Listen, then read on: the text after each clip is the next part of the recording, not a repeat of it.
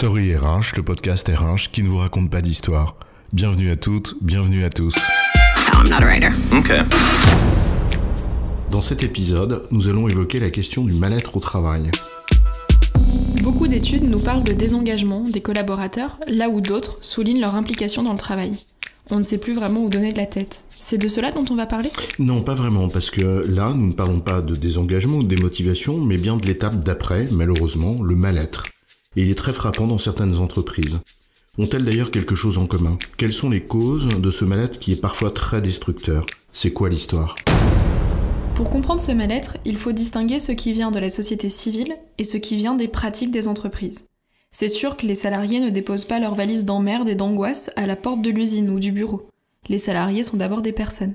Et le mal-être de ces personnes provient de la perception de trois phénomènes qui sont anxiogènes dans la société civile et qu'un certain nombre de pratiques organisationnelles et managériales, inadaptées à la réalité des situations, viennent amplifier. En d'autres termes, tu dis que le mal-être qui se développe dans la société civile est amplifié par un certain nombre de pratiques en entreprise. Oui, c'est exactement ça, et on va essayer de les comprendre. Pour résumer les trois causes du mal-être, elles sont 1. Un sentiment d'absence de sens, 2. Un sentiment d'impuissance, et 3. Un sentiment d'injustice. Commençons par le premier, le sentiment d'absence de sens. Ce sentiment de perte de sens est-il encore à démontrer dans la société civile, au regard des mouvements sociaux de ces dernières années, des crises que nous traversons, et du rejet progressif que l'on peut observer à l'égard des élites, à l'égard d'un modèle capitaliste financier ultra-dominant. Tout ceci, oui, ça sonne un peu comme une évidence quand même, mais en quoi l'entreprise viendrait amplifier tout ça ? La plupart des gens estiment qu'au fond, une entreprise, qu'elle soit publique ou privée d'ailleurs, c'est un projet collectif qui a une raison d'être, et à laquelle le salarié, au travers de sa mission, contribue. Et que cette entreprise doit rendre des comptes à la société civile, et pas uniquement à son propriétaire, qu'il soit actionnaire ou que ce soit l'État d'ailleurs. Oui, c'est d'ailleurs ce qu'on trouve dans la loi Pacte avec les entreprises à mission, mais c'est aussi le sens de finalement toute démarche RSE. Pourtant, ce que les gens observent dans leur quotidien, c'est bien une allégeance aux intérêts du propriétaire dans un certain nombre de cas.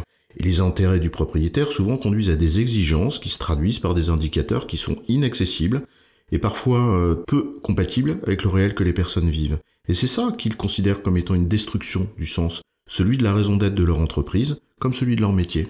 C'est finalement ce décalage entre l'idée qu'ils se font de ce que doit être une entreprise et la réalité à laquelle ils sont confrontés, qui nourrit une véritable dissonance cognitive, source de souffrance. D'ailleurs, cette destruction de sens s'accompagne le plus souvent d'une réduction d'autonomie, mais ça c'est un autre sujet. Le deuxième thème, source de mal-être, est celui du sentiment d'impuissance. Là encore, dans la société civile se développe le sentiment que les efforts collectifs et individuels, qui sont consentis, ne donnent pas les résultats attendus. Et c'est amplifié en entreprise par la réduction de l'autonomie que tu évoquais, et à laquelle vient s'ajouter des injonctions contradictoires, permanentes, auxquelles les gens sont confrontés dans leur travail. C'est vrai que qui n'a jamais été confronté aux joies des organisations matriciales avec d'un côté un responsable hiérarchique qui ne veut ni blanc ni noir, et de l'autre, un responsable fonctionnel qui vous dit, pour ce qui me concerne, surtout pas de nuance de gris. Ces injonctions contradictoires, c'est aussi, souvent, un modèle, des processus, qui se heurtent au réel. Et ce réel, les collaborateurs le connaissent parce qu'ils le vivent au quotidien. Ce sont tous ces paramètres qui viennent nourrir un profond sentiment d'impuissance. Oui, pourtant, ça n'empêche pas les gens de travailler, de bosser. Il y a plein de gens qui continuent malgré tout de donner le meilleur d'eux-mêmes et d'essayer de compenser ces difficiles, ces errances. Tu as raison, mais c'est du coup là qu'intervient le troisième thème, le sentiment d'injustice. Dans la société civile se développe un sentiment de déclassement, ou plus généralement l'idée que les efforts que nous produirons ne seront pas récompensés. Un sentiment d'iniquité, d'injustice sociale. Et là encore, les mouvements sociaux de ces dernières années nous le rappellent brutalement, parfois à juste titre. Et tout ceci est amplifié dans l'entreprise par des politiques de reconnaissance, au sens large, qui finalement présentent deux caractéristiques. La première, c'est que la plupart d'entre elles ont adopté les mêmes types de rémunération, avec une part importante accordée à des systèmes d'objectifs dont on vient de voir précisément qu'ils sont parfois contradictoires, et puis de l'autre côté, une sorte d'abandon des véritables politiques de reconnaissance, au sens moral du terme. Et en fait, les gens qui sont pas des mercenaires, et qui continuent malgré tout à œuvrer pour l'intérêt du bien commun, eh bien ils le font non seulement à l'encontre de leurs intérêts financiers immédiats, mais en plus, on ne les remercie pas vraiment. En d'autres termes, tu dis que ces gens-là ont finalement la double peine.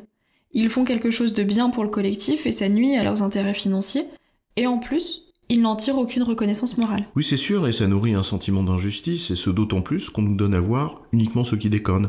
Le ministre qui détourne des fonds, le syndicaliste qui se fait refaire son appart aux frais de la princesse, bref, salaud de pauvre, salaud de riche. On ne nous montre finalement que ce qui est mal, ce qui déconne, et très rarement finalement ce qui se comporte bien, et il y en a plein. Et c'est donc bien tout ceci qui nourrit un profond sentiment d'injustice. En résumé, le mal-être des salariés trouve sa source dans 3 sentiments. Un sentiment d'absence de sens, un sentiment d'impuissance et un sentiment d'injustice. Ces 3 sentiments préexistent en dehors de l'entreprise et elle n'en est pas responsable. Mais ils sont en revanche amplifiés dans certaines entreprises par leurs pratiques en matière d'organisation et de management. Et ça, elle pourrait le corriger. J'ai bon, chef ? Oui, tu as bon, mais on va pas en faire toute une histoire.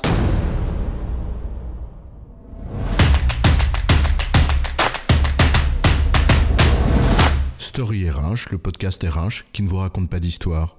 Retrouvez tous les épisodes sur storyrh.fr.